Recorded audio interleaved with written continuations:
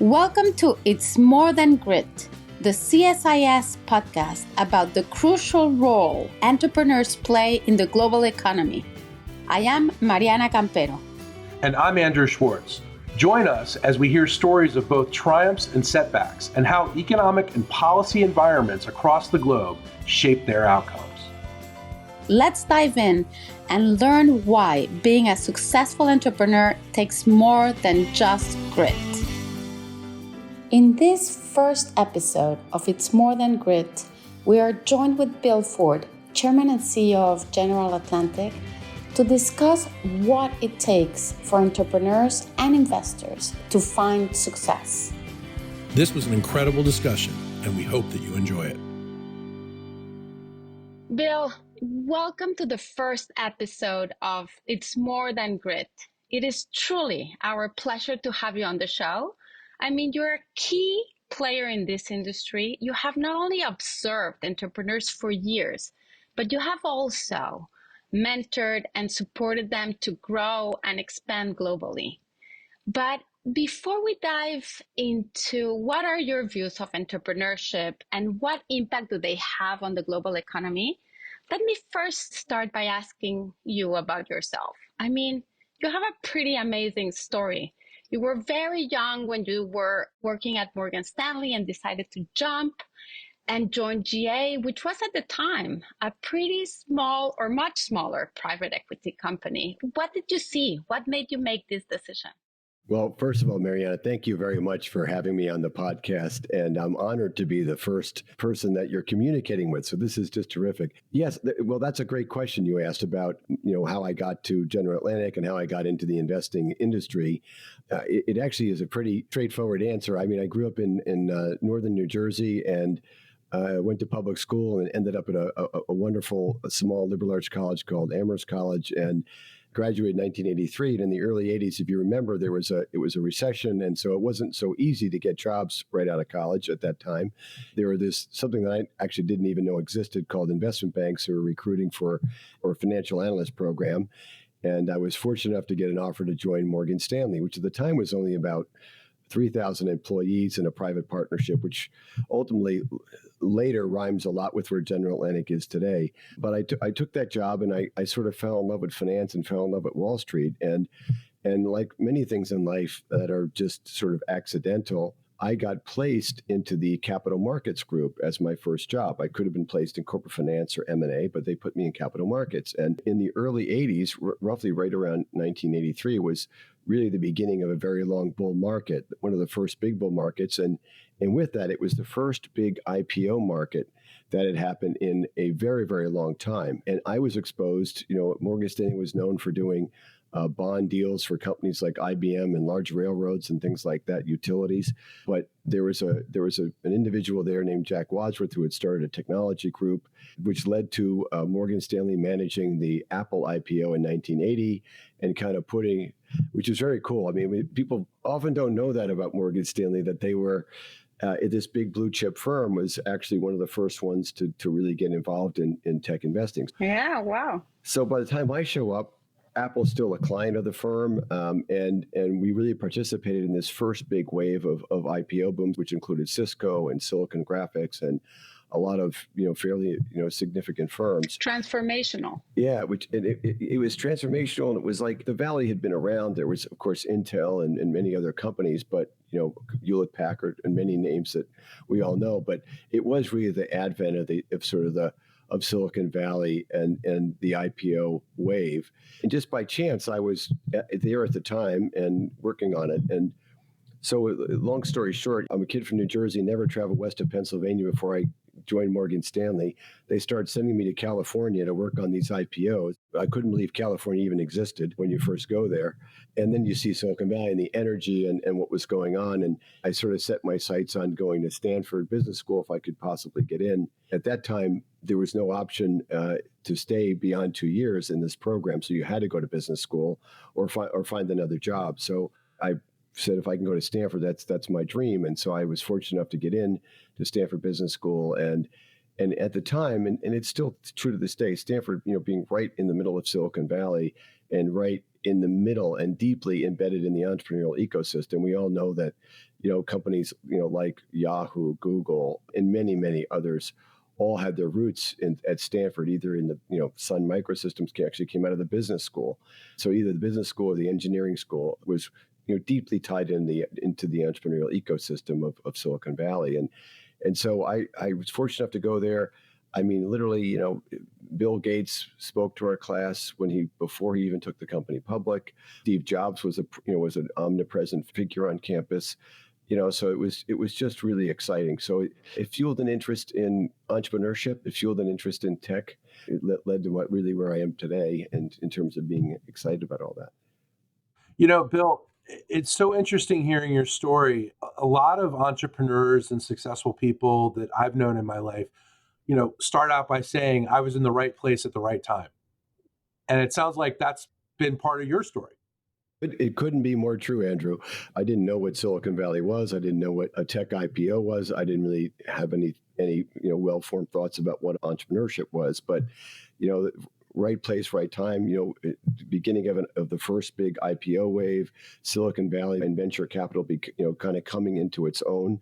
And then being exposed to those entrepreneurs at a very early age, it was like, this is what I want to be involved with. I felt the energy of these companies in that point, in a very junior person and as an advisor, but you were exposed to them. And the nice thing about the tech group at the time, and maybe even still true today, was you could get a lot of responsibility at a very, very young age, because these weren't the giant Fortune 50 companies that Morgan Stanley had historically served. These were small companies, and it was served by smaller teams at Morgan Stanley, more junior teams. And so it really accelerated my career by finding myself, as you said, kind of fortuitously in that position.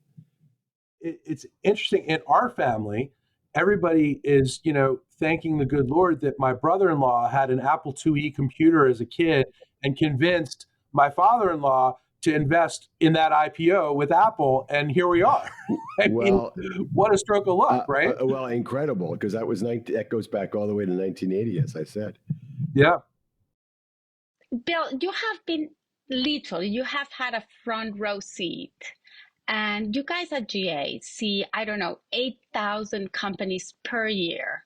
In your view, what makes an entrepreneur a successful entrepreneur? I'm going to say a few things, Mariana. I've thought a lot about this question over the years, and when you and I have talked about it. And I want to start with a big caveat, which is that if you've met one entrepreneur, you've met one entrepreneur. I mean, they're all different. They come in different shapes and sizes, and they're all different people. But if I tried to draw some lines and characteristics that I've seen in them, they all have to have some degree of vision about their market or their product or a way of changing the world. I mean, these are people who are, who aren't accepting the status quo, and so they all have that in common. They all have incredible drive and perseverance. I love the word perseverance, because I remember thinking about it. I mean, every entrepreneur somewhere has been told along the way, this is a really stupid idea. It's not going to work. Why are you risking your career? You're going to compete against Walmart. They're going to run you over. The drive and perseverance to overcome that and the natural adversities that come are essential to being a successful entrepreneur. And I've seen that.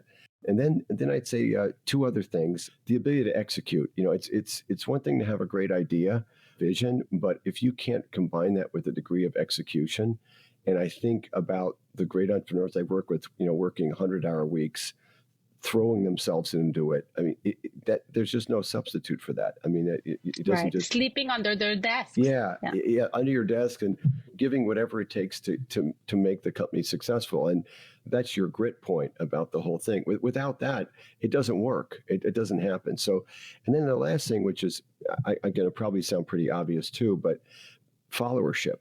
All the best entrepreneurs are able to generate followership. And you think how hard that is. You've got this crazy idea, crazy vision for the future. And this was even a lot more true 25 years ago when, there weren't as many entrepreneurial companies. There wasn't as much venture capital. It wasn't as common a career path to join an early stage company.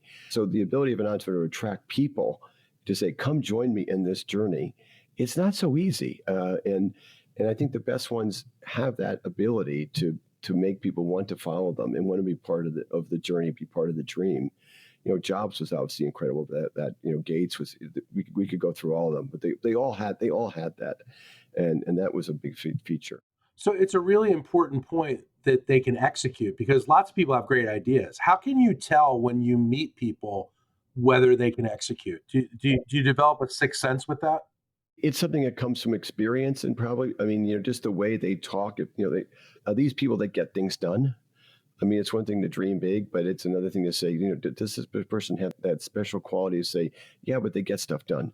They can be ambitious for the firm. They can have a bold plan, but they understand it still comes down to like accomplishing things day in, day out. And you just get a feel for it, the way they talk about what their goals are, what they have to accomplish to achieve this vision. It ends up being the most essential thing at the end of the day, is the ability to execute against that vision. That is the grit that Mariana is talking about. I want to ask you, Bill, you've expanded General Atlantic's global footprint considerably. You now have offices across 5 regions of the world. You meet with entrepreneurs from all over the world. What regions are most attractive to you now, and what market characteristics are contributing to their success? I'm glad you asked it, Andrew. And it's something Mariana and I have talked about, and she's talked about with a number of my colleagues over time. When I started that journey at Morgan Stanley, and I talked about it, entrepreneurship was the province of Silicon Valley and Route 128 in Boston. It was an American phenomena. It was around these small pools of venture capital, and it wasn't a global idea. And one of the joys of my career over 30 plus years has been to see entrepreneurship go global. The idea that new companies, venture-backed companies that create new markets, had a place everywhere in the world, and that entrepreneurs were everywhere. They weren't just from an American stock. They could be in Latin America, they could be in India, they could be in China. So that's again been a joy of my career. And I look at, if you take a sort of like a right now example, there's already been a burgeoning of entrepreneurship in Latin America. That's happened over the last 10, 15 years. But right now, the Middle East, it's becoming a much more dynamic region, strong economic growth, much more progressive politics and policies, much more pro-growth policies. And what's happening, you're seeing a burgeoning of entrepreneurship. And if I could run on about it for a minute, one thing that I saw that happened in China, when China exploded entrepreneurially beginning at around 2000, the talent started to come back to the country, meaning that the super talented Chinese who had gone abroad where they were educated and often pursued careers there started to say to themselves, I actually have a better career opportunity or entrepreneurial opportunity in my home country than staying here in the U.S. And they used to call them sea turtles, but the whole idea was they came back to China and they participated in this fantastic economic transformation that happened over 20, 30 years. I think that's happening in the Middle East right now. A lot of the younger talent who'd gone to Harvard Business School, Stanford Business School, or universities around the world were saying, there's so much exciting stuff happening back home. I want to get back there and start my company there. And that happened in Latin America. It happened in Mexico, as Mariana knows, and also Brazil, where, again, the talent said, I'm not going to stay in the U.S. I'm going to go back to my home country and do it there. And that's been super exciting to watch. You mentioned the importance of having pro-growth, pro-business policies to foster the development of entrepreneurship and even to be able to attract their own talent back to their home countries. Can or should governments play a further role, or should they just stick to these basic principles? For example, I see Macron in France. He has offered tech visas as well as a reformed tax and labor laws. India, for example, they launched this startup feed fund. Do they work? I'm going to have maybe a more nuanced answer to your question, Anna Mariana, because government has a very important role to play about setting the preconditions for capital formation and entrepreneurship. But I'm not sure the specific policies designed to sponsor entrepreneurship are exactly right. What do I mean by that? What's a big impediment? And this is going to sound like, again, kind of one-on-one, but we always start with things like physical safety. Can people travel in and out of the country safely? You got to have that.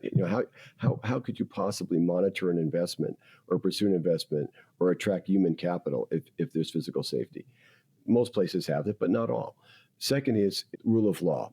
I don't mean to be political in this call. If you're in a place where, the rule of law doesn't apply, how can I entrust capital to flow into a country and know that it's protected again by the rule of law. So that's a second thing. And the third thing, which is really important, is sound macroeconomic policies, because things like inflation, high interest rates, currency volatility are the enemy of investment returns. And so you sit there and you say, wait a minute, I can't be in a place where there's this kind of currency. The currency could be devalued by 50, 60%. It destroys the investment. But the biggest impediment is currency volatility. By the nature of entrepreneurial investing or growth investing, you're holding it for 5 to 7 years. You need to believe that the macroeconomic environment can be stable enough. It doesn't have to be perfect. No one expects it to not to be some volatility. But can it be stable enough that capital can protect it? So I think getting those things right, and then let me add a fourth thing. Then I'll stop.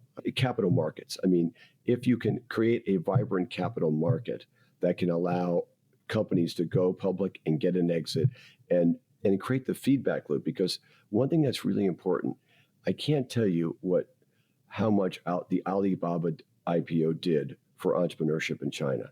When they saw a company go from venture capital all the way to a listing on the New York Stock Exchange and being publicly traded, that role model for all these other entrepreneurs, they were like, wow, I want to be that. I want to be Jack Ma. I want to build a company like that. And so a vibrant capital market has this incredible feedback loop that says, wow, I built something that went public. I'm able to get an exit, but I can see the success. It's a manifestation of that success. And then the next generation says, I want to do that. I want to be part of that. So those things are more important. And that's how you create those communities, I assume, that, support each other, and you create sort of that entrepreneurial ecosystem that is so important. That's how the entrepreneurial ecosystem grows, exactly, Mariana. I don't think it goes because a government says, we want to have entrepreneurs here. It doesn't create it, but they can create the preconditions that are absolutely necessary for it to happen. I mean, we've talked a lot in Mexico, as you know. I think we've had great conversation about this, about trying to encourage rule changes that make the IPO market there better and more accepting of high quality Mexican growth companies, and which there are many. So there's an example of something that could be done that would probably foster more of entrepreneurship and an entrepreneurial ecosystem. Bill, Mariana came up with the greatest title for this podcast. It's More Than Grit. And it occurs to me that it takes a lot of grit for investors also, because you're talking about volatile places. The Middle East is volatile right now, but it might be a little more stable, in a couple months. How do you sit back and just watch the ride without, completely losing your mind sometimes? I think we have at General Atlantic and an inherent belief that globalization and entrepreneurship are forces for good in the world, right? That entrepreneurs generally change the world for the good. They generally create jobs, they create new industries, they do lots of good things, and then it happens all over the world. A belief that more global integration, more global understanding, trade, human capital flow, idea flow has been good for the world, notwithstanding some of the tensions we see today in many places. At the end of the day, we still believe these are positive factors. And so it's kind of worth the effort, I guess is what I'm saying. If you go there and you find a terrific entrepreneur, a terrific company in some corner of the world, then you play a role in helping that company succeed and reach its full potential. But it's also, you're doing something pretty exciting. I mean, I think about, companies we've been involved with, and like ByteDance employs almost 100,000 people, around the world, not just in China, around the world. And, that's a company that didn't exist 10 years ago. That's, you look back on that and you say, well, that's pretty exciting. And that's a good thing. Well, you have an incredible track record of identifying success stories. What have been some of your best decisions, and what mistakes have you made, and why? Oh, God, there's so many mistakes, and I dwell on the mistakes more than the good stuff.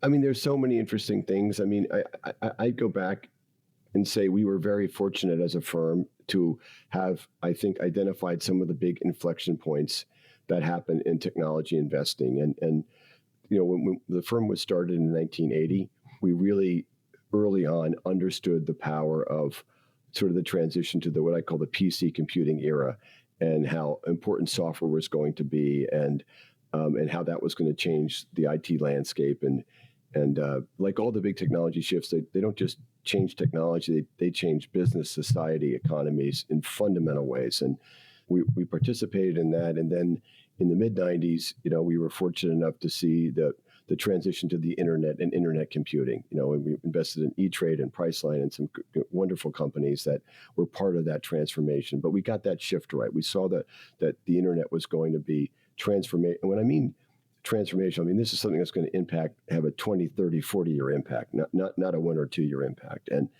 then we also saw the mobile computing impact. When mobile computing came with the proliferation of the mobile internet, really built on the iPhone, we were able to invest in Uber and Airbnb. Those companies would not have been possible without the advent of mobile computing and the mobile internet.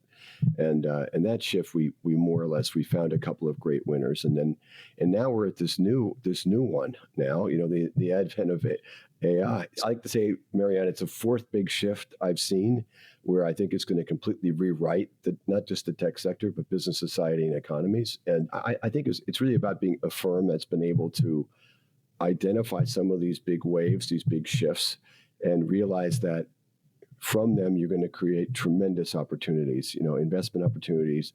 New markets are going to get created that we can't even envision, right? I mean, I would say the AI, I can't. All I can tell you, I think over 20 years, you're going to have another generation of amazing companies created. I can't tell you which ones. I can't tell you exactly what they're going to do. But having been around long enough, I'm absolutely convinced it's going to be that transformational.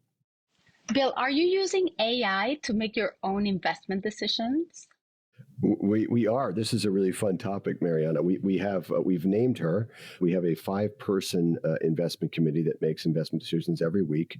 We meet and we vote on our deals after our investment teams present to us from around the world and from all of our different sectors. And we created a AI engine that we've named Ada. That is really cool. She's learned from 44 years of investment history and hundreds and hundreds of investments that were made and hundreds of investments that were not made. And she's looked at the voting patterns of our members, and she's looked at KPIs for these companies, and she's drawing patterns about, well, this doesn't look like a GA deal. It looks, and it's pretty incredible. I mean, we're obviously in 1.0. Well, I'm going to tell you a fun comment in a minute, but we're in 1.0. It's still learning. I'm sure it will get better, but it has definitely been very helpful and largely confirmatory of our decision making. But here's an interesting case. I'm not what if Ada doesn't agree with you? Well, that's what I wanted to talk about, because we just had. Well, I was going to say, this sounds as Ada. Your Ada sounds as intense as Ada Shelby from Peaky Blinders. Man, this is like real deal. It's a real. It is. I gotta say, it's a real deal. But Mariana's question is very, very interesting, because for the large part, the voting was in line with Ada. Wow. We don't have 5-0 all the time on the 5 official members. We have some 3-2s and 4-1s, but generally Ada was in line with the majority. And some of the issues that she gives you the issues. She doesn't just say yes or no. She says, "I'm worried about the projection of margin expansion. It seems out of line with history and everything." So that's really cool, but largely in line, except recently. And this is going to get back to the question that you both asked and relates to the title of the podcast, which is grit. So we had one where we had a really exciting software development tool company. It's growing very, very rapidly. And Ada voted no on this deal. It said, basically she said, "I just don't buy the growth rate. I don't buy the margin expansion." And then we kind of said, you know what? The woman who's running the company, the founder, the entrepreneur, is really, really special. And we said, I think she's going to do some really amazing things. It's hard to quantify all of it. It's hard to properly weight the upside case that could occur. And so we voted yes. We voted not, it was 4-1 yes, but I would say that was a case where it was just a conviction about the human element. And this entrepreneur felt really, really special to us. We said we need to factor in these other elements that it's hard for a computer to do or an AI engine to do. Your gut. Yeah, that was a good example of gut saying, a lot of investment years around the table saying, no, this is probably gonna work. Bill, what about the macroeconomic conditions today? I mean, interest rates are higher, inflation is higher. We see much more geopolitical, sort of complicated geopolitical environment. How are all of these factors impacting entrepreneurs globally, as well as your investment decisions? One is that normally, in most of my 30 plus years of investing, I was probably more concerned about the macroeconomic environment than the geopolitical environment. So I would have said that, hey, is the economy going to be growing? Where are interest rates? Where's inflation? All the things we've already talked about. You'd say those really matter a lot in terms of the conditions for can a company thrive. Right now, I would say the bigger risks are geopolitical. The geopolitical risks are so significant right now, whether it's U.S.-China tensions, divided electorates, elections around the world, two wars that are going on. You sort of add that all together and you say, boy, we are in a elevated geopolitical risk environment. And any of these risks could derail capital markets, stock prices. They could lead to economies turning negative quickly. They, I think, create a much higher risk factor in general. It's hard to quantify all that, but we definitely realize we're operating in an elevated risk environment. And the last one, government intervention. The level of government intervention around the world from a policy point of view has been higher than ever. Some of that's good, but some of it's not good for business. So all that, I think, are factors that are very important right now that we worry about, and we try to factor in as best we can. Those risks are higher. We're going to be more reluctant to commit capital to certain industries, to certain countries potentially. So and probably demand more returns or higher returns. Absolutely, higher returns because we just see the risk being that much higher right now. And then the second thing is I worry a lot about is and this is going to get a little esoteric, so bear with me, but the public markets are not functioning as well as they have over time. Now, that doesn't mean stock prices are at an all-time high, but if you look at the IPO market, you look at the market for earlier stage companies to go public, IPO volumes around the world are down significantly. There's not, because of the advent of passive investing and in indexes and index funds, there's less traditional long-only equity managers looking for the next great company, the next Apple, and investing in that hot IPO.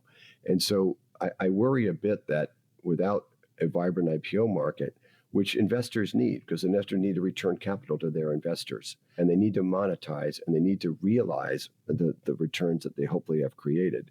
Without that, this whole ecosystem and feedback loop we talked about before isn't as strong as it could be. And ultimately, for capital to come into the venture and growth equity space, there needs to be a return of capital on all their investments. And if that's stunted because the capital markets aren't where they should be, it will have an impact. It will have an impact on deals for the next generation of entrepreneurs.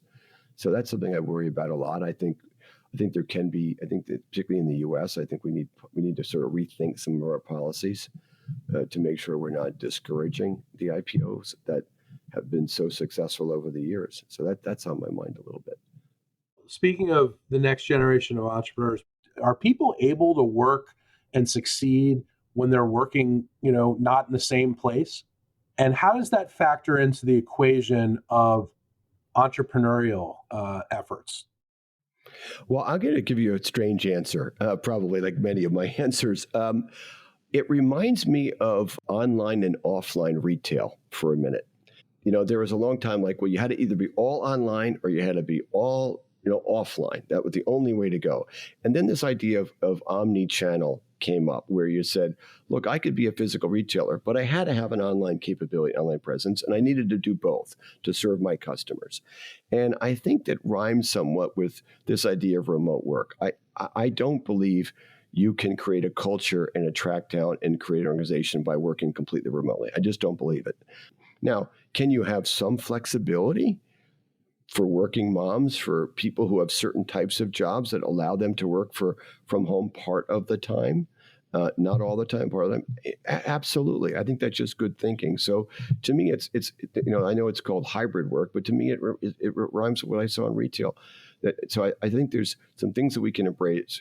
And I think it should be more of that conversation. It's not all or not. But if you said you have to come down on it, I would say you can't build a great company or maintain a culture or attract people with all remote work. I know some have proven that wrong. There's always the outlier who can pull it off.